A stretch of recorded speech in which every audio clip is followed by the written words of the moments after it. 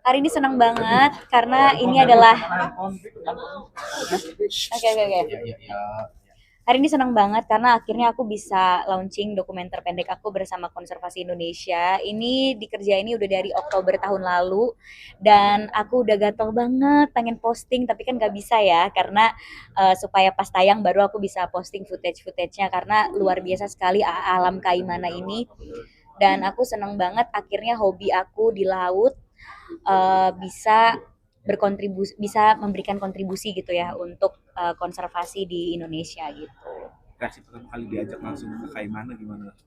Sempat searching dulu atau gimana cari tahu? Pasti seneng banget karena yang tadi aku bilang aku tuh diving kan dari 3 tahun lalu ya. Kaimana tuh udah pasti masuk wishlist gitu. Karena aku seneng banget ke dive spot yang mungkin jarang dikunjungi sama orang gitu ya. Makanya aku udah catat tuh pengen banget ke Kaimana, apalagi alamnya selain bawah lautnya, pulau-pulaunya, hutannya juga bagus banget gitu. Nah, akhirnya bisa dapat kesempatan ke Kaimana bukan cuma berlibur, tapi kita mengerjakan project untuk konservasi yang dimana itu juga apa ya, passion aku juga. Makanya aku punya komunitas generasi peduli bumi.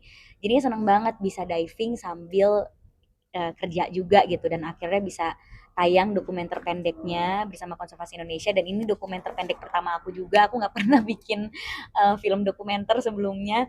Akhirnya bisa bikin sesuai dengan apa yang aku suka gitu. Real buat kamu yang suka diving ini sebenarnya Kaimana itu salah satu yang sudah cukup terkenal belum sih di kalangan orang pecinta diving atau mungkin saat ini masih butuh blasting untuk publish gitu untuk saat ini? Masih butuh banget, makanya itu alasannya kenapa film dokumenternya itu di Kaimana gitu. Selain karena tadi di Teluk Bicari itu satu-satunya spot diving yang dimana kita bisa menemukan interaksi antara hiu paus dan lumba-lumba gitu. Kan biasa lumba-lumba di mana, hiu paus di mana gitu ya. Ini nyebur langsung ketemu sama lumba-lumba dan hiu paus yang tadi dilihat di film dokumenternya gitu ya. Tapi nggak banyak yang tahu karena pas aku ke Kaimana terus aku ngomongin Teluk Bicari, teman-teman aku yang diving juga emang ada apa di sana gitu. Karena pasti mereka terpaparnya sama Raja Ampat, Labuan Bajo, Bali gitu. Jadi menurut aku wisata Kaimana itu perlu banget ditingkatkan lagi gitu. Bahkan di Kaimana ada pink beach yang warna pinknya itu masih pink tua, yang bener-bener pink banget gitu karena red coralnya masih banyak banget gitu, masih sangat eh, banyak gitu. Terus karang-karangnya juga luar biasa dan aku mungkin diving di Kaimana ini paling banyak ketemu segala jenis hiu ya. Ada hiu karpet, ada walking shark. Malam-malam kita diving ngelihat walking shark tuh kayak gampang banget nyari walking shark langsung ketemu beberapa walking shark. Aku udah pernah posting juga waktu itu aku diving malam-malam ketemu walking shark, ketemu black tip, white tip, jadi segala macam hal-hal yang dicari di saat diving tuh ada di satu tempat gitu, ada di Kaimana. Dan selain bawah lautnya juga ada hutan mangrove juga yang bagus banget. Uh, Baru kali ini aku ngelihat segala macam jenis burung di satu tempat gitu ya. Aku ke hutan mangrove, naik kayak gitu. Itu juga menurut aku satu destinasi wisata yang keren. Jadi emang harus sih orang itu ke Kaimana. Kalau kita harus di Kaimana? Sorry, sorry. Proses produksi seperti apa sih? berapa lama itu juga? Proses produksinya itu sebenarnya sekitar seminggu sih. Jadi kita padetin banget jadwal produksi tuh ya kemarin pas bikin dokumenter pendeknya. Hari pertama nyampe langsung kita diving ke Teluk Bicari, kita ambil semua footage di sana, terus diving lagi. Jadi sehari itu bisa 4 kali diving. Jadi sehari kita bisa 4 spot untuk kita ngasih lihat karang-karangnya, terus kita ketemu sama hiu apa aja. Bahkan sebenarnya ada beberapa footage yang nggak masuk gitu karena satu dan lain hal jadi footage-nya nggak bisa dimasukin gitu. Kayak ada satu danau yang ada satu tempat gitu dia kita harus masuk ke hutan dulu, terus pas masuk ke hutan kita ngelihat ada lake, terus di situ kita bisa berinteraksi dengan jellyfish gitu. Malam-malam juga kita diving malam-malam ketemu sama walking shark. Jadi sehari 4 kali dimaksimalin.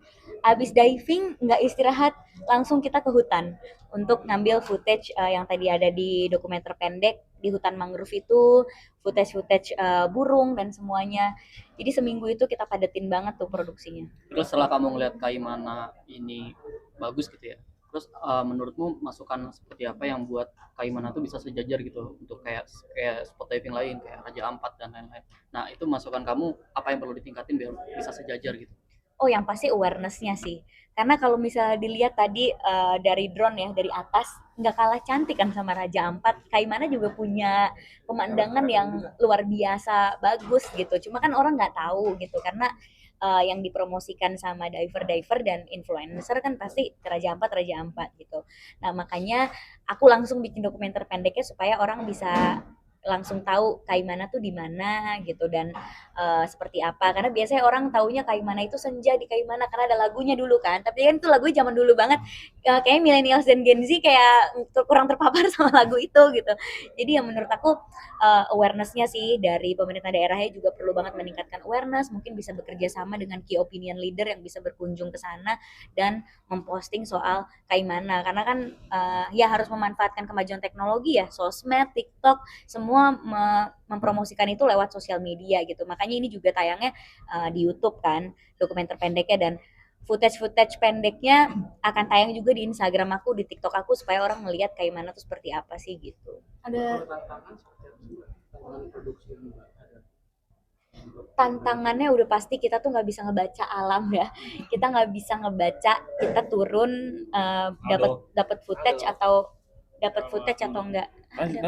Oh, kita turun dapat footage atau enggak gitu. Kayak misalnya kita turun di Teluk, visibility-nya itu mungkin nggak sejernih kalau kita turun di dive spot lain, karena kan itu Teluk gitu ya. Dan di Teluk itu kan bener-bener nggak ada meeting pointnya, karena benar-benar turun biru semua gitu.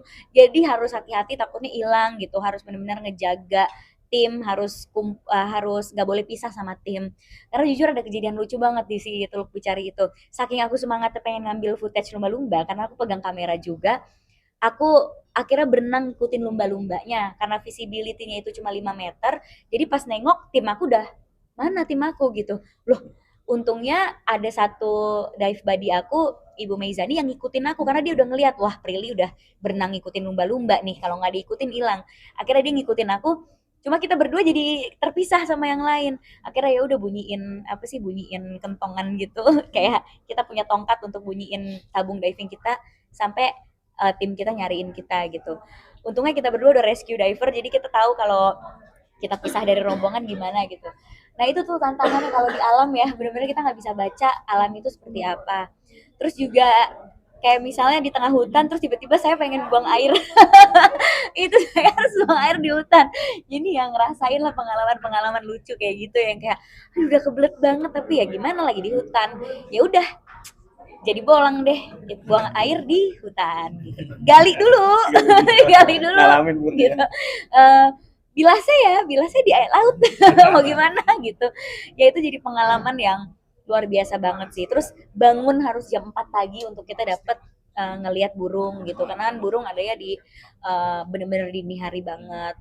Terus nggak ada sinyal pastinya kalau kita lagi di tengah-tengah situ.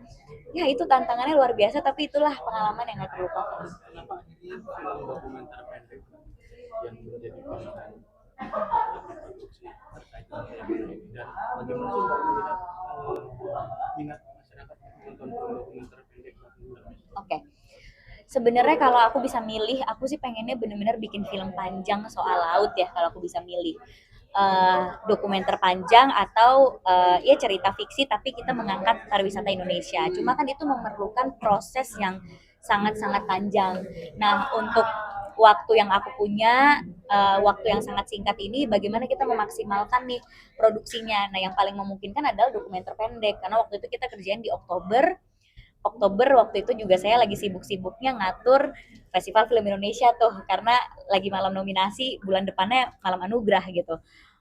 Ya udah, jadi yang paling memungkinkan adalah dokumenter pendek karena waktu produksinya itu cuma seminggu dan nggak memerlukan alat yang berat gitu untuk memproduksi dokumenter pendek. Sedangkan kalau film panjang kan mungkin kita harus pakai kamera apa untuk bisa tayang di layar lebar, untuk bisa memenuhi kualitas yang diinginkan sama masyarakat untuk film panjang.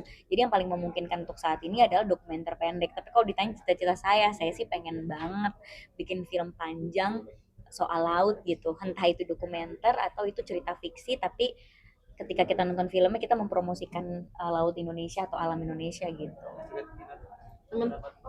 Lili, pesan apa yang mau disampaikan Lili Oh, sorry. dari film ini? Oke, ini dulu berarti ya. Menurut aku minat orang untuk nonton dokumenter tuh masih tinggi banget ya. Makanya banyak banget film-film dokumenter pendek maupun panjang yang masih diproduksi hingga saat ini. Cuma bagaimana kita mengemasnya aja sih. Karena kita harus tahu nih target audiens kita siapa sih. Kita pengen film dokumenter ini ditonton sama siapa. Kalau kita pengen banyak ditonton sama anak-anak muda. Karena anak-anak muda yang misalnya punya energi untuk mempromosikan juga atau berlibur atau diving gitu. Ya berarti kita harus mengemas film dokumenter pendeknya secara fun, yang orang itu nggak bosan nontonnya, nggak ngajarin tapi lebih kayak menarik mereka untuk ikut berpetualang bersama kita. Makanya kalau ngelihat dokumenter pendek yang aku dan Konservasi Indonesia buat, kita nggak ngajarin ini loh alam, ini loh ini, tapi kita lebih ke bercerita gitu, lebih ke memperlihatkan alam Indonesia yang luar biasa dan magis gitu.